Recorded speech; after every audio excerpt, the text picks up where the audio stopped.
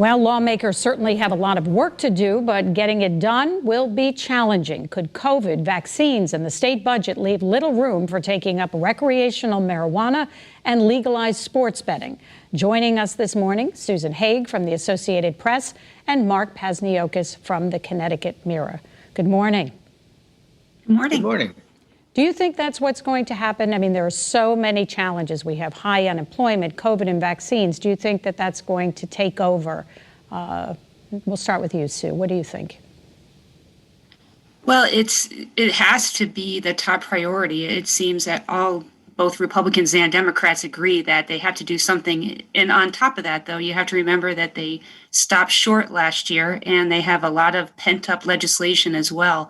So there seems to be a lot of competing interests. They have a huge, huge to-do list. And Mark, they certainly have some controversial legislation. They left it abruptly last year, as you know, with mandatory vaccines. I understood that was going to be one of the things coming out. How do you have public hearings on that? And we're talking about childhood vaccines. How do you have that if you can't have people in person and with virtual? Is it possible? It is possible. It makes it more difficult. And the House Minority, Kendall Laura, made that point. He wants to see us. But there's going to be a push to do sports betting. I'm not sure if they'll get online gaming in that. But the governor and the tribes are as close as they've ever been to reaching an agreement. And that seems to be very, very likely. That's going to be in the governor's budget proposal. There's going to be some revenue assumptions for the second year. So that's always an indication that an administration is really putting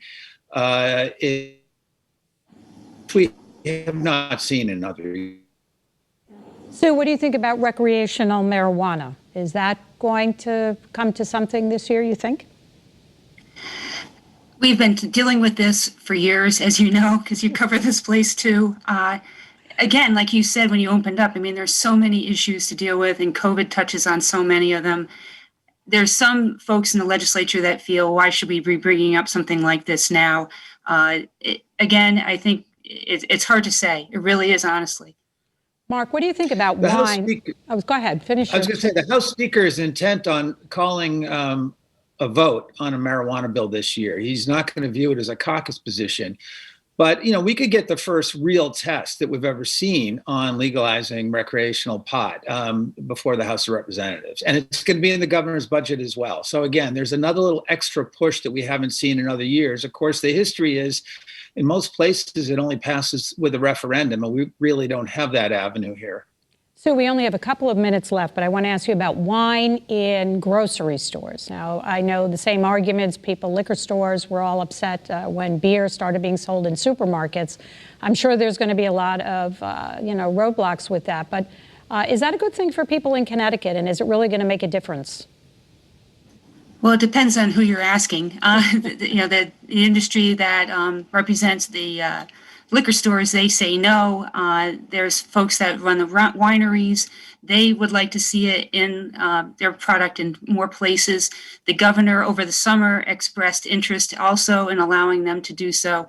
So again, it's another one of these things where there's going to be another battle. This is something that they've fought before, so we're going to have to see. All right, so if you think of one thing, one quick thing, what do you think is definitely going to pass this year? Mark? Put you on the spot. I'll go on out on a limb and actually say sports betting, because that's a big one. I wouldn't give anybody really great odds, but I think that's at least a 50-50 shot this year, which is a place that's never been before. Right, and the tribes will get the exclusivity that they think that they already have because the state doesn't want to lose that money, right? But and there really isn't the competition from outside interest anymore. Nobody's talking seriously about building casinos for the immediate future. So yeah, I think the version that's going to be put before the General Assembly as part of the governor's budget is going to be a version that's going to be very amenable to the interest of the two tribes. All right, Sue, to put you on the spot, we have 15 seconds left. What do you think will pass this legislative session?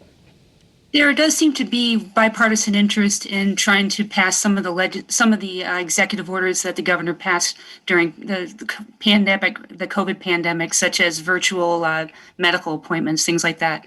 I think there's a lot of support for that. Well, I thank you both for being here on Face the State. Sounds like we have a very challenging session. Have a great weekend. And that's Face the State for this final Sunday in January. We thank you for joining us.